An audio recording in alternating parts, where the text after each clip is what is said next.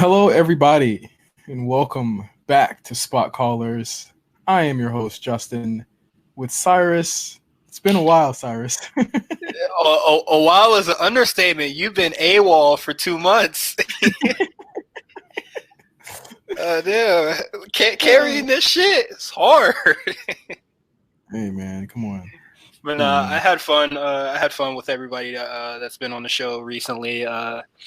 MJ, that was the first time we ever recorded. We had a whole bunch of fun, and now we're doing the War Report. Yeah, we're doing the War Report now, and that's a lot of fun too. Even though the shows kind of are kind of from time to time, yeah. But this show is very Yeah, you know? The show that we watched today is actually an Audible call. A couple weeks ago, we were supposed to do an IWA show. We'll push that back. I was like, let's do a Halloween show and just drop it on Halloween this month. Yeah. And I was like, pick a Halloween Havoc. That is the Halloween themed show. Cyrus, he did a fucking coin flip. You did a coin flip for this show. All right. So it was between Halloween Havoc 1991 versus 1993. I did a coin flip. 91 was my pick. 91 was my pick. Okay, yes. 91 was your pick. I did a coin flip, and it was on 1993. I thought, 1993 looks kind of fun because, the silly main event, and then, it also had, like, less matches on the card, so I thought, it might go by faster, and boy, was I wrong. Mm-hmm. But, hey, man, the finish is shaky, but the wrestling from match to match is okay. Solid. It was solid. There was a couple. Yes. It just felt like on this show, everyone wasn't trying to put in the second gear, if you will. And absolutely. It left, or not even the second gear, the third gear. And, it was, I don't know. It's a hard watch. It can be a hard watch. Yeah. But we got through it. I finished it literally this morning. What a bad way to start your morning. It took me 2 sittings. I started it last night, finished it this morning. It was quite interesting. It was quite an interesting watch, especially with all this wrestling going on right now. I've been a part of it. I've been watching it. It has been a very crazy month of October for me, Cyrus, I have to say. Yeah. You did the thing with 2K, and then you went to the press conference in Vegas. Yes. You also did the NXT thing, but that's also with 2K. Yeah. Well, no, NXT was with Wale. Oh, yeah. But so you did 3 things WWE related. And then, back to life and, doing work stuff and doing the A show. I've been tasked with doing the NXT and AEW show, and I'm also you guys are doing a great job. And currently in the middle of midterms, so I'm trying to I'm squeezing in watches of NXT when I should be doing that for AEW. AEW is a show. I feel like AEW, this is probably this is a take I should have saved for the War Report, but I feel like that show would be best at the hour that NXT was. I feel like NXT was ready for the 2 hours. AEW isn't quite ready for 2 hours yet to me. It just feels like they struggle to find things to fill in the show with. Yes, that is certainly true. You can listen to the War Report and all my thoughts, so I'm going to be kind of brief with it. I just think AEW down the line might be, it's going to be really shaky because they're kind of top loading a lot of their shows currently. Yeah, TV, they're dropping a lot of big matches on TV. Yeah, and also with AEW Dark, which they're having matches that should be on the main show, Yeah. But I just think a lot of it is just being structured poorly, and I'm very worried about their future come by February. And not just the future of the company, the TV, right? You mean yeah. No, I think they're going to be there for a while. It's just a lot of kind of lower card talent, not to be disrespectful or anything, but you're people that we're not fairly used to, like your Jimmy Havocs, your Sonny Kiss, your Penelope Fords, stuff like that. Yeah. Especially since they're not being on the show now, it's going to be hard to like get used to them when people like the Elite are super established and they're off TV. Yeah. Or if one of them gets injured, it's spooky. Ooh. Because then they have to make somebody. And they're not making anybody right now. They made Darby Allin, but Darby Allin hasn't been on the show for a while now. Yeah. We're days away from Halloween. It's getting spooky out here. How does Halloween go in Miami, Cyrus? What's it like? You are minding your own business, and then somebody texts you, "Hey, are you going?" And then it's a Instagram flyer of a Halloween costume party. That literally happened to me this Wednesday. So I will be going to a party the day after Halloween. Okay, yeah, everyone does that because this time Halloween falls on a Thursday. Yeah, and so people will probably be partying this week and next week. I already decided my Halloween outfit. I don't know if I'm gonna go too extreme with it yet, with buying a wig and the mask, but I wanted to be Mankind. Oh, that's dope. I already got the belt. I already got the white shirt and I already got the pants. I don't know if I'm gonna get the Hannibal Lecter mask and the wig though. Mm-hmm. Yeah, it's last year you were. I was attempting to be Velveteen Dream. Yeah, you were. But then I end up being New Jack. You were Velveteen New Jack. That's what you were last year. Velveteen Jack. It got a lot of eyes. It was fun. I love the Halloween season. I just feel like I don't like the dressing up part. Wow. Right? Like I watched all these movies, right? The whole month. I watched all these movies. And then at the end I'm like, yeah, I don't want to dress up. You know what I'm saying? That's unacceptable. It's tough, man. It's like I have all these ideas. You got to put the outfit together, bro. Even if it's like wrestling related or couple related. Like you saw Eric from Late Fees. Like that outfit was amazing. It was, but I mean, you got to be game for it. And me and my girl are like very, very like back and forth. Like I feel like we would both overthink it, and she's like very much like the like more organized than I am. So like we would butt heads. You heard us argue about this, just like the silliest shit. That is us literally all day. Nah, like I like Halloween a lot before I wasn't too high on it, and I don't do the trick-or-treating thing, but like watching this show and Halloween as an adult, it's fun. And I think a lot of wrestling shows should like do more Halloween themed things.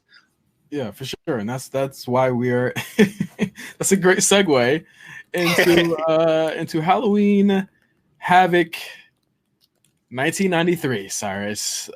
Your choice. This is your fault. If you guys want to watch this show, of course, it is on the WWE Network. I also think I saw it on YouTube as well, the full show. Ooh, made the block hot for whoever uploaded that. I mean, who's gonna take that down? Come on, who's gonna take that down? This show's it's a weird show. It takes place in New Orleans, Louisiana, and boy, do you hear it! There was 6,000 people in attendance at the Lakefront Arena. The tagline of this was "Spin the wheel, make the deal." Which I didn't know what it meant until like the segment happened, and it was weird because they spin the wheel for a stipulation for the main event, which we'll get into later. But the amount of pyro that they're using we're gonna get to that. We're gonna get to that because this show is very expensive to be in such a small arena. It's so crazy. Of course, this show is main evented by Vader versus Cactus Jack. The intro to this show, like this, if you want to talk about expensive, think about how expensive it is to watch this. I think Tony Schiavone actually had a rewatch of this on What Happened When with Conrad Thompson, talking about how they filmed this. I believe it was this show with Tony Schiavone, basically being in a haunted house. You have this really long cold open with the kids, and they're all dressed up. My question was like, why don't they do this anymore? Right? Like, I was watching this whole thing. It's like super cheesy, super like, old, but I thought it was like super entertaining. Yeah. Especially, everybody loves the Firefly Funhouse. Yeah. So like, I think, wrestling promotion should, like, even though it might be too expensive, but like little vignettes like this is really funny. It's not too expensive anymore, Cyrus, especially not for like WWE. Like it's not too expensive for them. It's not too expensive for them to do this on any given show, just to give it some personality. My only thing is, and you already know, if they ever did this, they'd hate on it. I'm 100% sure they would hate it. Everybody is entitled to their own opinion, and that's fine. But I will die laughing if I saw this on like Survivor Series, or if there was like a random pay-per-view in October. If any promotion did something like this. Yeah, well, WCW did this a lot, especially like Bash at the Beach. They had like the Beach Blast stuff with like Sting and all that stuff. They actually, all of their intros were really elaborate and really, really dope. It kind of like, and this one kind of reminds me of like Stranger Things with Tony, turning into a monster, and the kids like opening the door and then going into the actual show. I thought it was really well done and really kind of set the tone, even though the show didn't really kind of like match up to that. But one things I had in my notes was, why do these kids go into Tony Schiavone's house? You're never supposed to do that. Why they go with like, where's your parents when you're trick-or-treating? Trick-or-treating safety is the number one thing. Please accompany your kids, please. Please. We opened the show with Eric Bischoff dressed as General Custer, looking like ridiculous as hell. The timing of this also. The timing of seeing him right now also. Yes, yeah. Also, like, this is probably the only WCW pay-per-view I watched in full, and I've never seen Eric Bischoff look this young. Oh yeah, so it was like super. It was just like, wow, like you were a jackass for real. He was very much like the young, like lean looking guy that he was like. I mean, you look at everyone that was on the show. He was very different from everybody else that was on that show. Like, everybody else is huge, bulky dudes. Or no, I mean, not just the announcers. Like, he was younger than all of them. He was younger than Schiavone, younger than Jesse the Body Ventura. Like, all of them. Like, he just looked, as far as personnel goes, like he was like the young fresh face on WCW. Their production roster. Jesse the Body Ventura says a line that I cannot believe they even kept in this show. Do you remember what this line was? No, but I wanted to say that I think he's hilarious on commentary sometimes. He makes a joke about Missy Hyatt being an escort, and I said, "Oh my god, what the hell is going on with him?" But he says his costume is the only gynecologist in New Orleans.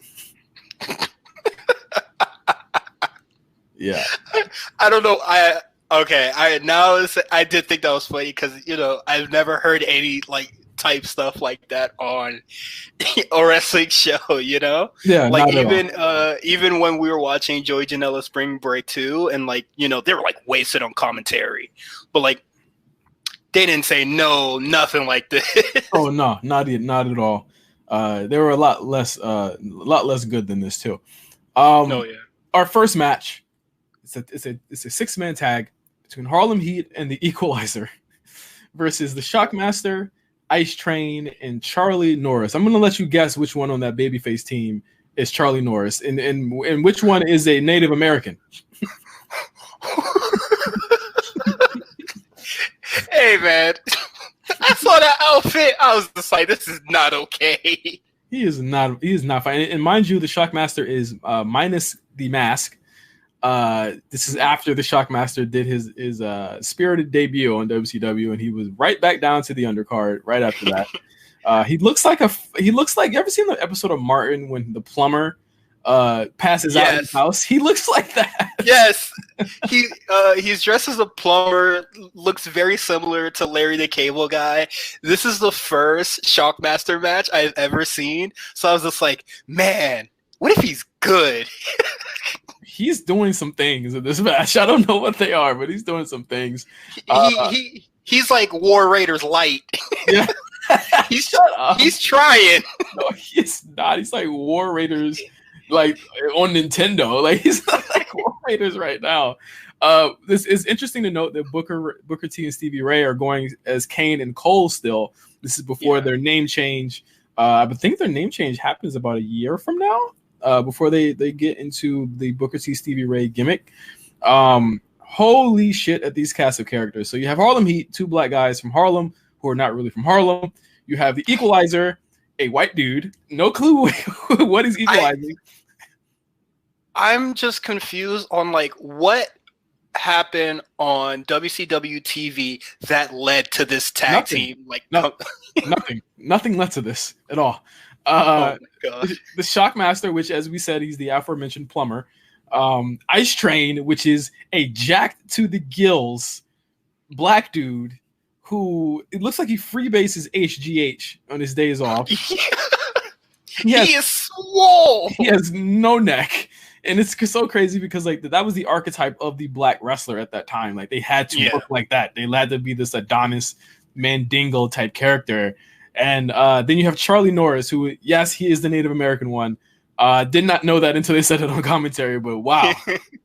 Wouldn't have known that at all. They kept saying it multiple times. This is the theme on the Spot Callers, and I'm just like, where is Ice Train today? And I wanted to go on Cage Match, shout out to Cage Match, and find out where he is, but I really didn't want to find out he died in some way. Oh, so I didn't search it up. I didn't want to get sad mid-watch. I'll have you know that he is still alive. He did. He also went under the name of M.I. Smooth. He actually returned to WCW in 2000 under the Millionaire. Now he was in the New Blood, and he was part of Ernest Miller's stable. After that, he was his limo driver, and he retired after the last Nitro, and nobody knows where he's at now. So yeah, he's still alive. He's still alive. Okay, cool. I thought he might be like, like a Jerry Lynn kind of dude where he just ended up in ROH at some point and then disappeared. Absolutely. Not with these skills. He looked like he was gassed a second into this. But I mean, not much to say even really about the match. I was just really joking everyone here. Like, I was literally dying at this babyface team of Shockmaster, Ice Train, and Charlie Norris. Okay. But were they the babyface team? Because they were not trying to get a hot tag. They were tagging very frequently. Harlem Heat never really got the chance to like section them off and do the tag team thing. And it was just like I was like so confused because when I usually watch tag team matches, I'm just like, who's gonna get the hot tag and how hot is it gonna be? And that's more or less it, and how good the wrestling is, and I'm just like, I'm super confused in this match. Yeah, Cole was working his ass off in this match. He took a lot of the offense and took a lot of the actual heat on the other team side. It looked as though he was really kind of shepherding what Ice Train was supposed to do. Stevie Ray gets barely any play in this match. He's barely in this match at all. One thing that does happen in this match that is reoccurring, and we will mention it every single time it happens, the crowd starts chanting, "Whoop, there it is." There it is. And they chant it after every high spot, after every finisher. It's very clear to see that we're firmly in the 90s here. I'll say that much. Yeah. And I was watching this show, and I was just like, they're chanting, "Whoop, there it is." Commentary points it out, and then I was just thinking, damn, this some old-ass shit. Well, it's funny because this song dropped. The song dropped that year in May of '93. It was number 2 on the Billboard Hot 100. So that shows you just how ubiquitous it was in the world. It was ranked the second biggest song of 1993 behind Whitney Houston's "I Will Always Love You." Oh my God. Yes. So it makes a lot of sense why they were chanting this song. I wish they were chanting Whitney Houston. Bro, if they were belting out and I would literally have cut this show off. Not much to say about this match. A lot of back and forth. Shockmaster does some really kind of weird chain wrestling that I feel as though he shouldn't have been doing. Oh, what you saying? That man, he was just like, man, I gotta really impress. Really gotta get on the mid card. His big ass doing some chain wrestling, not being a powerhouse of any sort that they're building up to be on commentary. Oh man, insanity. The babyfaces win after Shockmaster pins Booker after a weird bear hug thing where he falls and Booker falls on his butt and Shockmaster falls on him and he pins him, and that was it. That was the end of the match. I don't. That's gonna be a reoccurring theme where I don't like. What is this finish? It is like all these finishes are super silly, and it kind of just negates all of the good wrestling that might happen before the finish. I almost feel like the heel should have won this because the babies were beating them up after the match ended. And that happens a lot in this show too. It's people getting beat up after the bell rings. Now you can see why I thought that Harlem Heat was the babyface team. Because they were getting Shockmaster was whipping everyone's ass after the match, and I just didn't really know what was going on. So yeah, very strange. I give it 1 star. It was what it was. Do I have to give this show star rating? I'm gonna. I gave everything a star. I'm not doing star ratings for this one. All right, sleep. You're gonna put sleep. I'll put NR. I'll say Cyrus's rating is NR. Yeah, no ratings. Next segment, Eric Bischoff talks to Terry Taylor, who is going to be the second ref for the Ric Flair Robert Roode match. Not Robert Roode. Oh my God, Rick Rude match. Too much WWE programming. I'll tell you that much. The next match, Paul Orndorff with the Assassin.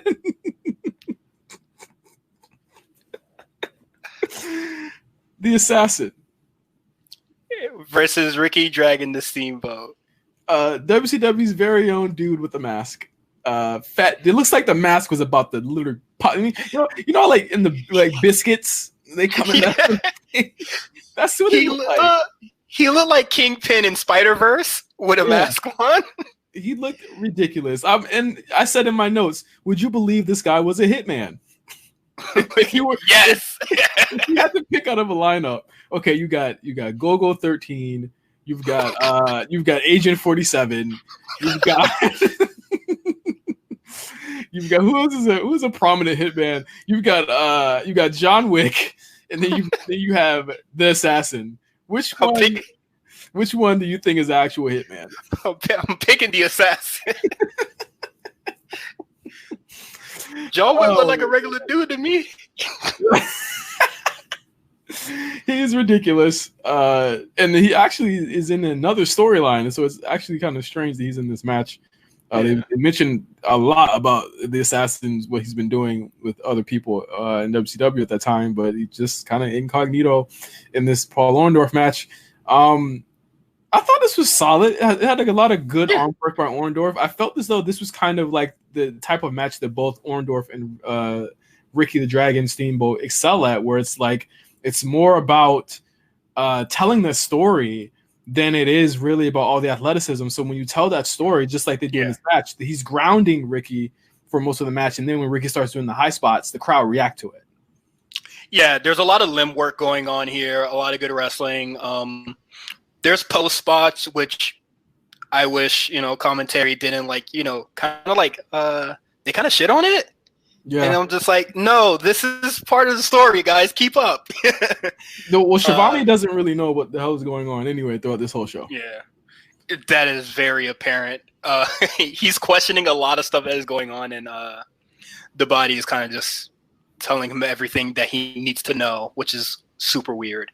But yeah, there's a lot of good limb work going on. I think this might be one of the best matches on the show.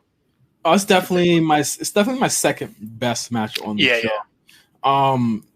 The finish happens when the Assassin disrupts the pin after Ricky tries to splash Paul.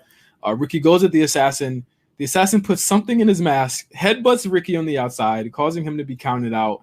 And Paul Orndorff wins by count out. What a lame finish to all of the great work that was present in the first 10 minutes.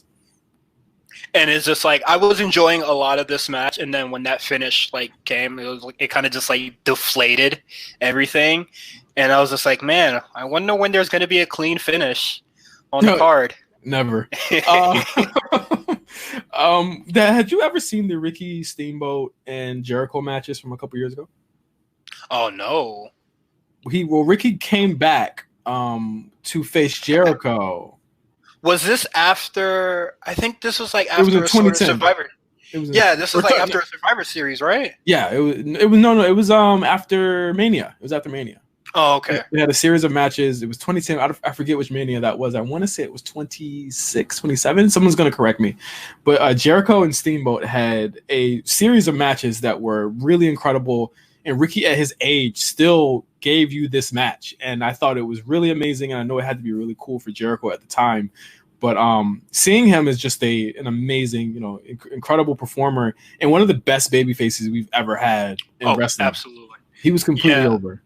When I was like getting back into wrestling, everybody's just like, oh, you should watch this. And, people being historians, like, you have to watch this, blah, blah, blah. So, like, I was just like, sure. And I watched a lot of the Ric Flair and Ricky Steamboat matches, which are like at probably like around 2016 were probably some of my favorite matches ever.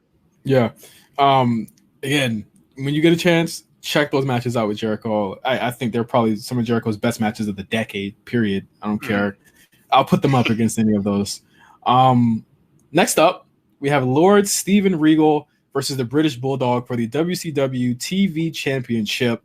How do you feel about this match overall? I know that this is another match that had a crazy finish. We'll get to it. But how did it feel just seeing these two work? I think Steven Regal, he made Bulldog look like $1 million here. Yes, this is my favorite match on the card. I like this match a lot. I've always been a big fan of Steven Regal.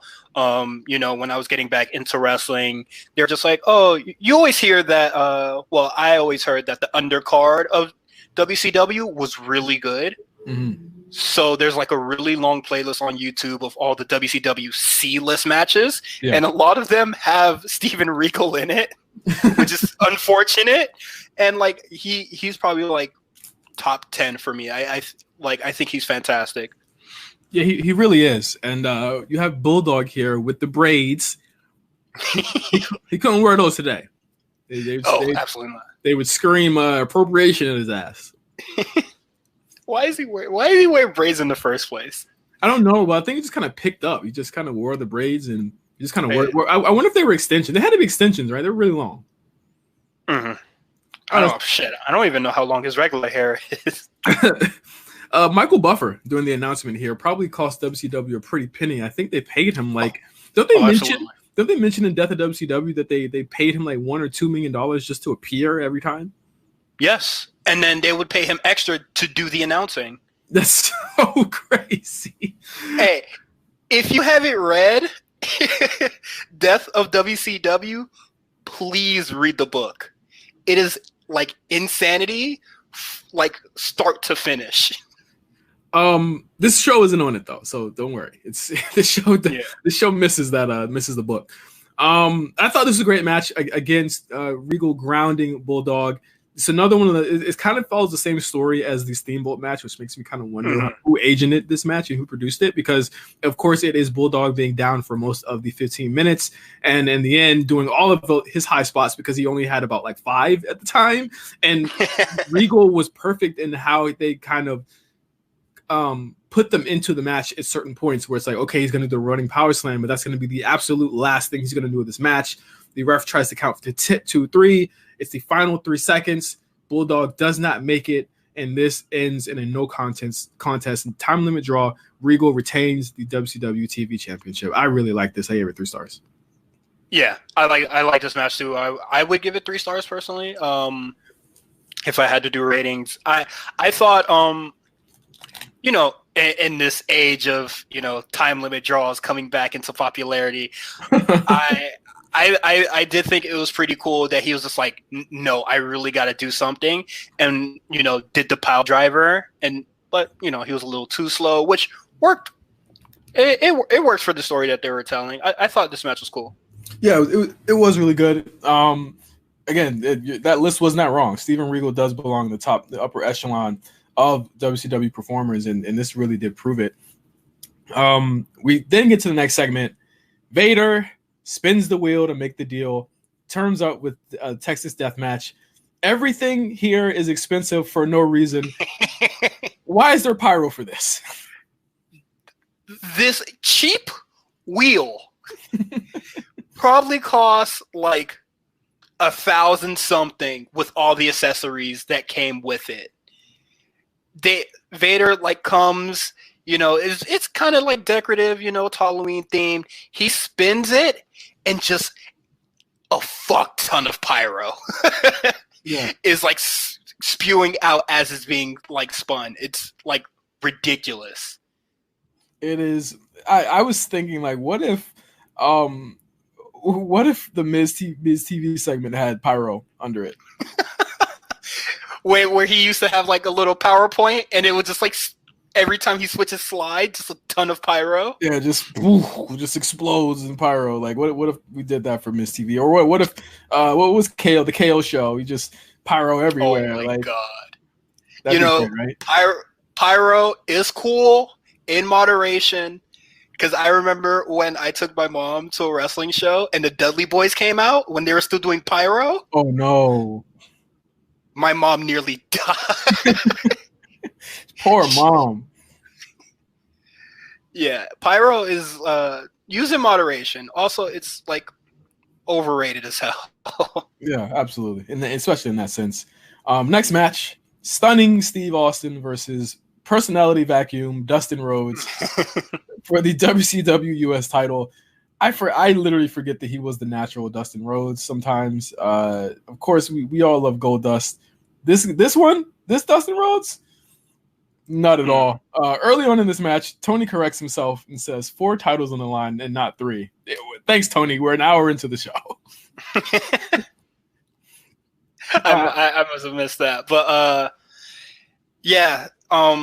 Dustin comes out to a moderate amount of applause. Like, nothing crazy. I believe that Dusty was still booking at the time. So seems like it. Giving Dustin the US title, I don't think a lot of people were fans of that at that time. So there definitely was a contingent that was like, okay, nepotism running wild. And, in a way they were right, because Dustin wasn't really as good as some of the other guys that could have had that spot, and I think a lot of people felt like that. Surely wasn't like better than Steve Austin in this match, who at the time is in the Hollywood Blondes. Yes, this is the first time I ever seen Steve Austin at this stage in his career. What, athletic? Well, with hair. Let's start out with that. Okay. Part of the Hollywood Blondes. I didn't go that deep, what the historians did. Like, I've never seen any like Hollywood Blonde matches or anything like that. But yeah, him as a technical wrestler is pretty cool. I did like Jesse Ventura rightfully talking about the shortcomings of like a tag guy trying to be a singles guy, and mentioning that like there's no support when he needs it. Like when he gets tired, when he gets beat up, he can't tag out and take a rest. He has to do it all on his own. And I thought that was a really good commentary touch. And Jesse has a lot of these throughout the show. Dustin works over the knee while Steve tries to ground Dustin throughout the match. They do a lot of great work here. I think that Steve does make Dustin look really, really great just by being just such a great shit-eating heel. Like, he just does some really cool heel stuff.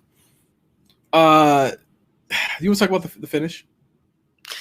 We got to talk about it. Unfortunately, this is a really good match, and it's just like 3 matches in a row that are really good.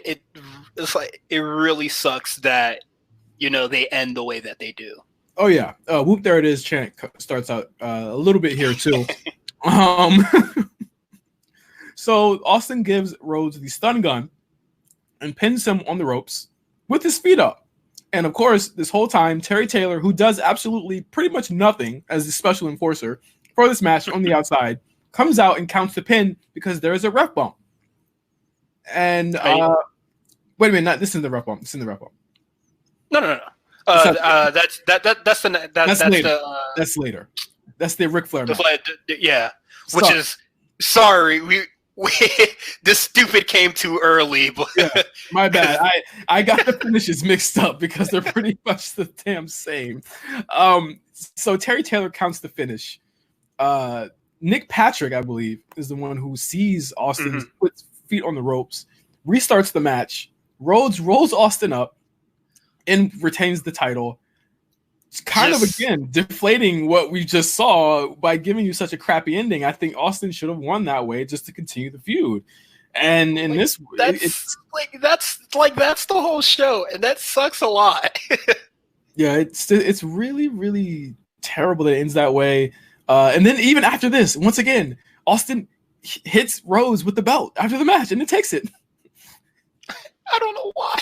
I was like, what's going on here? Like, he lost. I don't know. I give this 2.5 stars. I'll give it 2, but I was looking at my phone, at this point, because I was just like, you lost me. And then I glanced back again, and I saw him hit him with the phone, and then I was just like, but why? Or the belt, you mean?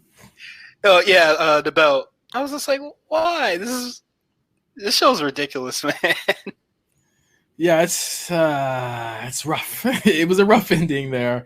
But again, I thought Austin looked incredible here. He looked really great. He was doing some really crazy stuff in this match. We get a recap of Too Cold Scorpio and Marcus Bagwell beating the Nasty Boys, which leads us into the rematch for the tag titles. The Nasty Boys versus Marcus Bagwell and Too Cold Scorpio. The crowd really loves Whoop There It Is during this match. They chanted the whole match. And mind you, they chant this a lot, for high-flying spots and stuff like that. And Too Cold Scorpio, who is a high flyer, so you get a lot of the Whoop There It Is chants. At one point in the match, Tony calls a Russian leg sweep that Marcus Bagwell does to, I believe it was Sags, a desperation air hold. I'm glad you caught this, because it was in my notes as well.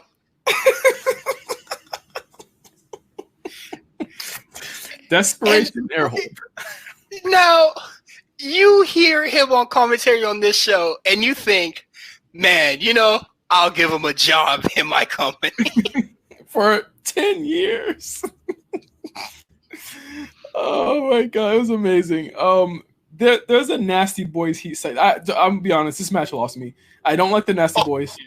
I think they're one of the worst teams ever as far as like work rate. But I think as far as gimmick, they're, as a kid, I hated them too as a gimmick. But then as you watch their matches, it's a really long heat segment on Bagwell that goes forever. They give you and I know you mentioned this too, Cyrus, with all these tag matches. They give you a fake hot tag where he does get to Scorpio, and then the ref doesn't see the count, which kind of kills the hot tag there. And it's like, so we get 4 more minutes of this.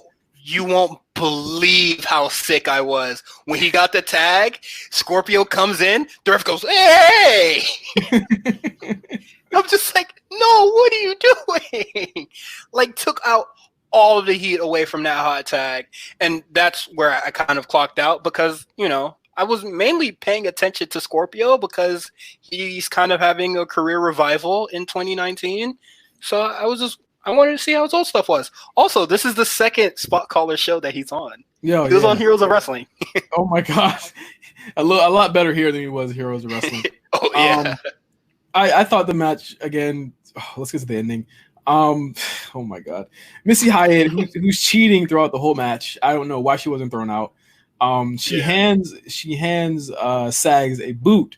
After Scorpio hits the 450 on Knobs, the crowd chants "Whoop There It Is." Sags hits Scorpio with Missy Hyatt's boot, which knocks him out. Apparently, I guess this was like a boot made out of lead. Set his ass to God. No, he was out cold, allowing Knobs to pin him and them to regain the titles. I believe 2 weeks after they had lost them. I said, what an idiotic finish here. I was like, you got the hot team and you shoot it off, you shoot it right back on the Nasty Boys on pay-per-view. even though you had them losing on WCW Saturday Night? Like, was that to pop a rating? Was that like, I would love to know the thought process behind why they did that.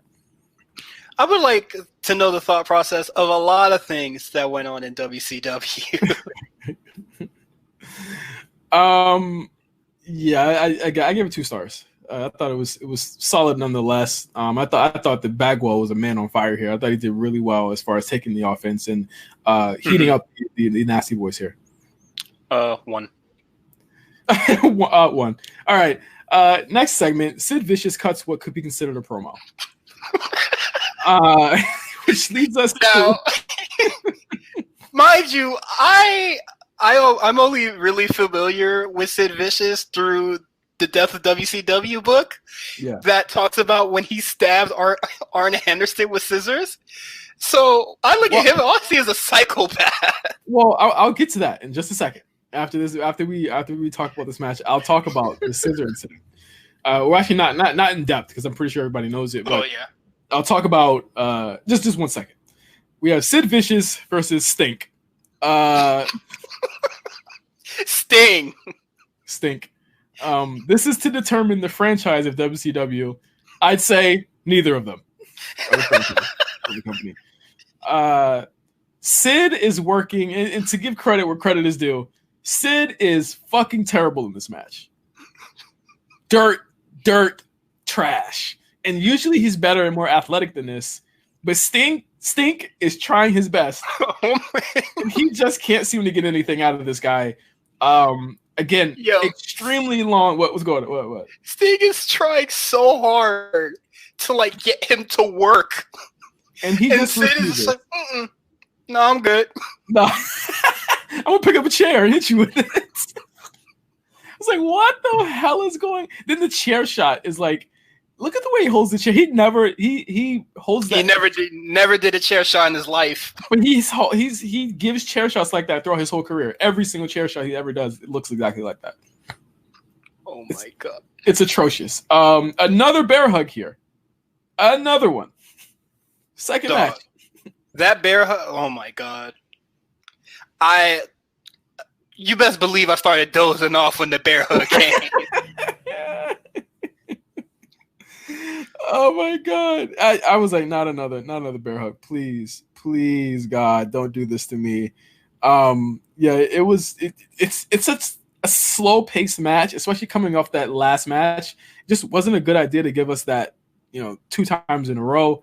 The finish here came after Colonel Parker, who escorted Sid Vicious to the ring, tries to cheat, but instead fucks Sid over by grabbing his leg. And I'm like, how did you even confuse? Because Sid Vicious has black boots. Sting is wearing green. Oh, yo, this fit. I am laughing out loud when this finish happened. It is so dumb and ridiculous. If you wanted to set up, Sid turning face, which is what this was, you could have found a better way to do it. Who booked this? Like, it was like, what the? Listen, this finish would be eaten alive today. It would be literally be eaten alive today in any company. I'm not even saying a company. Every company that ever thinks about this never do this finish. Doesn't matter. You do any of the finishes except the time limit draw, and people would most likely just crap all over it. Yeah, it's definitely this finish is hilarious, and it just led to Sting giving him an O'Connor roll and winning. And he just seemed. There were more whoop there it is chants after that. There were more whoop there it is chants after the. I was like, yo, this isn't even the spooky show anymore. This is literally the whoop there it is, the show. Yeah. So Sid was being groomed to turn babyface after this. And of course, he was supposed to be, I believe, somebody that was going to beat Vader. And it just so happened. Jeez. Imagine that match. And it just so happens that the scissors incident happened, and they said, never mind. Never mind. not to go too in depth, but Sid Vicious attacked Arn Anderson in his hotel room with a pair of scissors, like he's Chucky. Yeah, pure and Sid's career deserves a it really deserves a WWE or Uncovered or like an A&E Oh my God. documentary. Like that would be hilarious. Where is Sid now? Oh my God! Hopefully not participating in society, because that's like he stabbed him over like not even something major, just like a normal dispute that they had. Yeah, that's terrifying. I mean, he's only 58. Oh my God, that's crazy. I mean, Sid is still one of the only people that has main evented WrestleManias and Starrcades. Oh, that's a cool accolade to have. Yeah, cool. I would love a documentary on Sid Vicious. Next up, we're almost there, Cyrus. We're almost there. Next match is Ric Flair versus Rick Rude for the WCW International World Heavyweight Championship. Try saying that 5 times fast. For in layman's terms, it's for the big gold belt. That's what it's for. They stretch it out so long that I was just like, what belt are they talking about? Right. It's crazy. Why did I say Terry Taylor was the enforcer in that last match? I'm so crazy. These matches to me literally like ran together as far as like foolishness. Because they're all the same. Especially with the ref stuff. Rude won the title in Japan, and he also happens to have the longest total time at over 200 days for this belt. More whoop, there it is chance in this match. Flair puts the figure 4 on Rude very early in the match, about 4 minutes in, and the crowd starts chanting "Whoop, there it is" yet again. At this point, the "Whoop, there it is" was the only thing that was keeping me up for this show, because I was really trying to see where they were going to stick that in again. This is the first Rick Rude match I've ever seen. Oh, I'm so sorry. I was kind of excited. It's versus Ric Flair, who's one of my favorites. I love Ric Flair a lot. So I was just like, man, this match is going to be pretty cool. I saw him, he had the rope, he showed the tights, and I was just like, oh, that's cool. That's cool that Velveteen like does that, because it actually looks pretty cool here. Like it doesn't look, super dated with the airbrushing or anything. So I was just like, man, this kind of holds up really well. And then I was extremely disappointed for the rest of this match. Remember when I said earlier, it didn't seem like anyone got out of like second gear. Oh, did Rick Rude even start the car? I mean, Ric Flair was working his ass off, and it just felt weird. One, because if I'm to guess, Rick is the baby face here, right? Yeah, because he's supposed hope so. He goes on to face Vader at Starrcade this year, later this year. So I would imagine that he was a babyface here, and he's working over Rude's leg and working Rude over in like incredibly long heat segments, back and forth for a really long time. And I think this is the most silent. This is the most silent I heard the crowd all night. Yeah, not a lot of whoop. There it is for the figure 4. Yeah, other than the figure 4, yeah, that was the loudest they got. After what seems like forever, there's a ref bump, which leads to more chicanery. Rude gets out brass knuckles. He hits Flair with the brass knuckles, and this time, yes, I'm going to get it correct this time. Terry Taylor counts to 3, but the ref saw Nature Boy. No, I'm sorry, other way around. Ric Flair hits Rude with the brass knuckles. Taylor counts for Flair. And then because the ref saw Nature Boy hit him with the knuckles, the bell rings because he gets disqualified and the match gets thrown out. You cannot believe how confused I was. I think I even explained that confusingly, but essentially Ric Flair was found to have used the brass knuckles by another referee that wasn't even in the ring, and ended up getting DQ'd. Like, all right, imagine that finish if you didn't see the brass knuckles at first, because that was me. Oh yeah. Well, they mentioned it, so you might have just not heard Tony Schiavone proclaiming loudly that he had them. I was definitely zoning out because this match stinks. I said in my notes, finish killed this match. Holy fuck. As the match is already being lowered into its casket, this finish lays on the dirt quickly. Yeah, absolutely, some of the worst finishes I've ever seen in a while on this show. In a month where we got some pretty shitty finishes, I'll tell you that much. I really started tuning out where Jesse the Body keeps ragging on Fifi. Yes. Who would be Ric Flair's wife in the later future. Just saying that she would become his wife later on in the future. Wow, I didn't know that. Wow, that's crazy. Yeah. I think it's been it was said in the Death of WCW book. That's gonna be a shameless plug this whole episode because that's my only knowledge of WCW really. Ric Flair usually marries his valets. Oh yeah, he got married to her last year. That's the woman he got married to. I didn't even put two and two together. Wow. Okay. And she is being slut shamed this whole thing. Oh man, he was in his bag, his misogyny bag, bro. Oh, for sure, bro. It was kind of disgusting to hear him say a lot of this stuff, and then even more disgusting is that after the bell rings, Rude takes Fifi. Did you notice this? Rude takes Fifi. Yes. And Flair took the belt, and I was just like, "What's going on here?" Did not care about Fifi at all.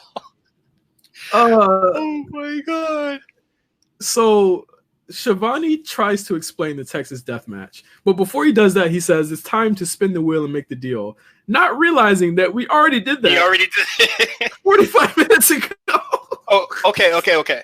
So when I sent you the screenshot of the rules of the match, what was your first reaction? I closed our text thread. I just closed it because they explained the rules, and I'm just like, but how does these rules contradict one another? Yeah. Okay. So the rules are: it's no DQ, falls don't count. There's a 30-second. But falls count everywhere. Yeah, but the falls count everywhere after the rest. But it continues until one man can't get to his feet before the 10 count. Was this explained correctly? I had to even look it up to see if it was being explained correctly. Oh, it was. I'm looking at the graphic that was on the show. No DQs, falls don't count, but falls any place in the building. Essentially, what they should have said, is that a fall only counts after the opponent or the person that got pinned is down after 10. Yeah, maybe. That's essentially what it is. Texas, make it make sense, bro. Yeah, I don't know where they got this match from. Very, very weird the way they even performed it. However, my first thing in my notes was, what's spooky about this? Yeah, this is by it is far from a death match. Yeah, well, they bleed a lot. That's it. Yeah, it's a hardcore match at best. They bleed a lot, and it looks really like they're hurting, or they're cutting themselves and hurting a lot during this. It looked like it hurted, so to speak. There's so much carnage in this match, in literal Vader punching Foley in his face straight up, shoot style. Yes. I have Jack bleeding out of his eye, looks like his cheek, and Vader bleeding from his head after they fall through the stage, which is the first big spot there. I have in my notes, the rules of this match are fucking stupid. How about that? That was definitely the in my notes. I'm a fat piece of shit. Infamous Vader quote. One of my favorites. This makes no sense. So Jack received the first fall after clotheslining Vader. But he was able to get up before the 10 counts. I was like, okay, so what's going on here? So like after more violence happens, the second fall went to Cactus Jack after he jumped off the ramp. He hit the cactus elbow on him onto the floor, but Vader got up again. So I was at this point, I'm like, so falls are counting or what? I had to go look at the rules at this point. I had to look at the rules because they were actually doing the match correctly, but the way they explained it was wrong. Falls do count, but they only count after you've been down for 10 seconds. It's like a knockout match. Okay. It's like kind of like a reverse last man standing, if you will, kind of in a way. Yeah. So the third fall went to Vader after a moonsault, which is a cool spot. Yeah, real cool. And the fourth went to Vader again after a DDT on a chair. But they foreshadow this early because for some strange reason it goes off while they're in the crowd. Harley Race has a taser. He has a taser and he's like letting it off, and then like the camera is like zooming into his pocket where the taser is, and he's just like, get away. So as Jack is trying to get to his feet to meet the 10 count, Harley Race hit him with a stun gun. And he stayed down for the 10. Not really a fuck finish, but still a silly finish nonetheless. That doesn't really do much for either guy. I would have just rather. Like, what are we to think that if Harley Race didn't have that taser, would the match just keep going all night? Vader looked mad weak with that finish, right? Like, you just look like you can't take him down regularly. Like what? No Vader bomb. No Vader bomb. No need. I mean, it was enough that we had the moonsault and we had all of that violence and all of those like weapon shots to the head, by the way. I thought it was a really strong match. I thought it was a really good main event. I gave it like 3 3/4, nearly 4. I had a lot of fun watching it. At least I was up for it. And, I think that after giving us 2 really slow and plodding matches in a row before that, a 19-minute Ric Flair match being one of those, I thought this was definitely a exciting match to watch. I'm a big fan. I do like death matches, but this ain't for me. I'll probably I'll probably give it 2. Whoop, there it is. Oh my god. Yeah. Again, this show. Oh man, I don't know. I can't recommend it other than I'll say that much. I'll recommend the main event. And I will recommend the Orndorff Steamboat match, and I'll recommend the British Bulldog Steven Regal match, and the rest you can just toss. If you listen to this episode and you go, man, they over exaggerating, go watch it yourself. I would recommend. The Steven Regal and British Bulldog match for sure, and Paul Orndorff, Ricky Steamboat. Yeah, they're all strong matches, all really strong matches. Just not weird finishes. As far as spooky show, I give it a 0 out of 5. There was nothing spooky about this show. Not terrifying at all. I did think the only like cool thing that is Halloween-ish is Steamboat's entrance. Yeah. Where you come out with the torch and your dragon wings. I thought that was cool. But I ain't scared here. Yeah, we ain't scared over here, bro. Once again, thank you guys for listening to Spot Callers. It's been a while since we came back together. This was fun. No. I think as the holidays hit, I'll be a lot less busy. Obviously, October is always a hard month for me, but I'm back. I'm back on the show. We're back. We're good. We're good. Yeah, we good. Next month we will. What are we going to do this show next month? We probably would have to do it early because we have families. I don't have family where I live, so I can record anytime. That's actually slow for me. I have nothing. I have nothing. We could probably do it fairly early. I would just have to get the shows first. No, I mean, are we going to do the ROH show? Because it'll be the third one. No, we could probably switch it out for the IWA.